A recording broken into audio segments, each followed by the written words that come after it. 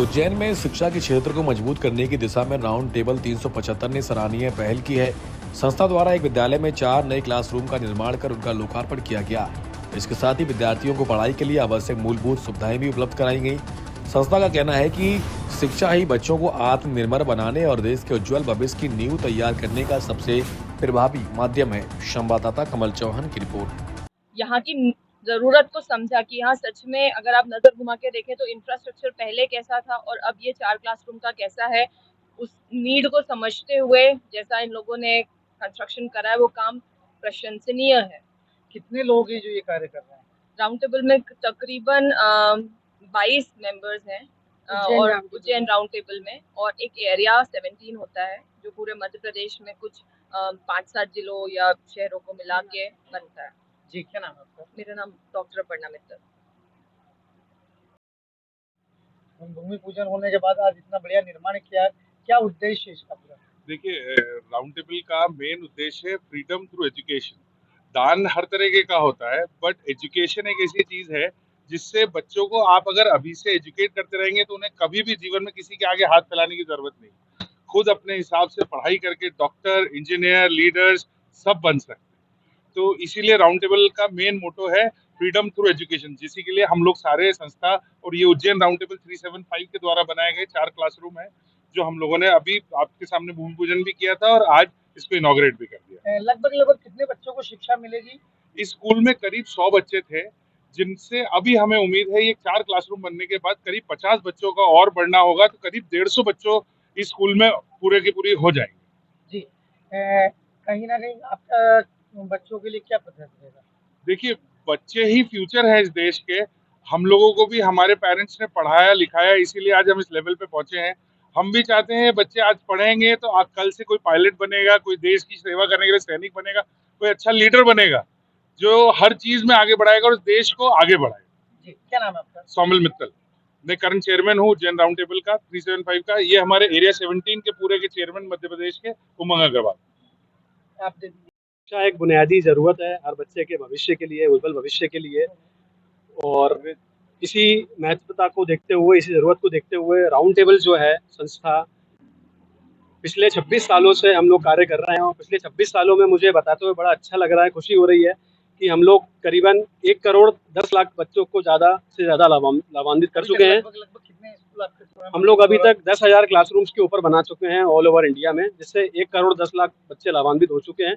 और उसी मुहिम के तहत हम लोग एरिया 17 एक परिवार है मध्य प्रदेश जो कहलाता है, तो उज्जैन राउंड टेबल जो उज्जैन चैप्टर है हमारा 375, उनके तहत चेयरमैन सौमिल मित्तल के द्वारा और पूरी टीम के द्वारा यहाँ पर 4 क्लासरूम्स का निर्माण किया गया है। क्या नाम है? मैं उमंग अग्रवाल।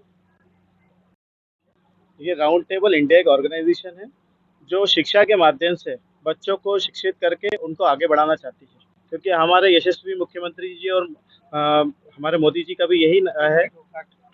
हाँ, राउंड टेबल एक ऑर्गेनाइजेशन है जो शिक्षा के माध्यम से बच्चों को आगे लाना चाहती है, और उन्होंने एक बेस बनाया है कि शिक्षा एक माध्यम है जिसके कारण बच्चे कुछ भी कर सकते हैं, आगे बढ़ सकते हैं, आज अपने देश को आगे बढ़ा सकते हैं।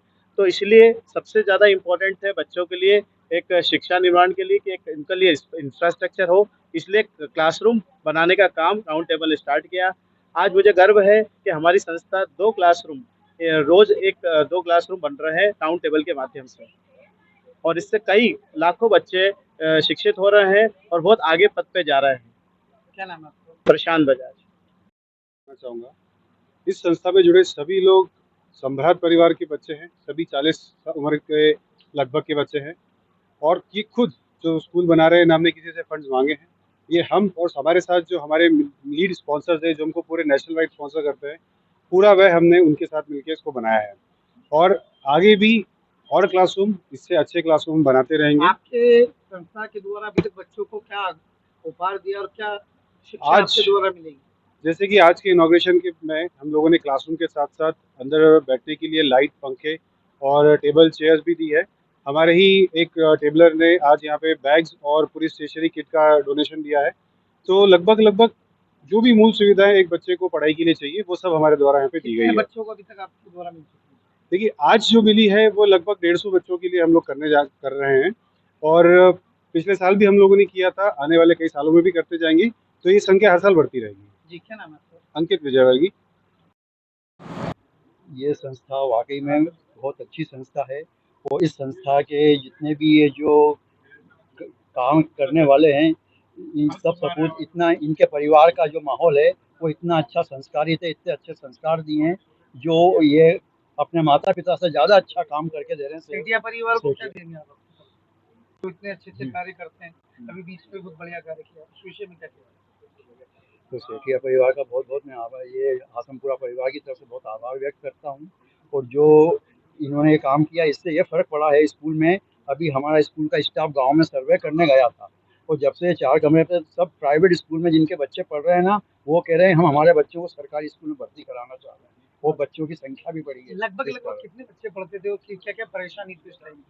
उसमें बच्चों को पढ़ने के लिए है ना एक कमरा में 3-3 कक्षाएं लगती थी, पार्टीशन करके हम बच्चों को बिठाते थे। अब बताओ उस कक्षा में पढ़ रहे हैं, उधर में टीचर पढ़ा रहा, उसकी आवाज़ इधर टकरा रही है, इधर वाले की उधर जा रही है, तो ढंग से इस चीज को लेकर, समस्या को लेकर सरकार से भी रूबरू किया था अपनी चीज को लेकर? सरकार को तो जैसे जो हर साल जानकारी आती है ना कि क्या समस्या है तो उसकी जानकारी हम लिखित में देते हैं बना के, पर वो जो वहाँ से जो समस्या हल होना चाहिए उसका होता कुछ भी नहीं, कागज रख लिया जाता है, वो हर साल हमारी जानकारी पहुँचा दी जाती है। इस संस्था को क्या कहना है? तो वाकई में इस संस्था ने तो चमत्कार कर दिया यहाँ के बच्चों के लिए।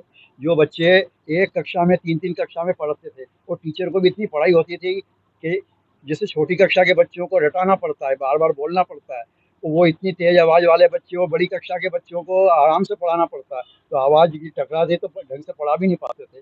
और ये भी होता था हमारे बच्चे बैठते थे टाट पट्टी के ऊपर, आज टेबल कुर्सी पे बैठने को क्या मिल रहा नाम है है उनको। आपका?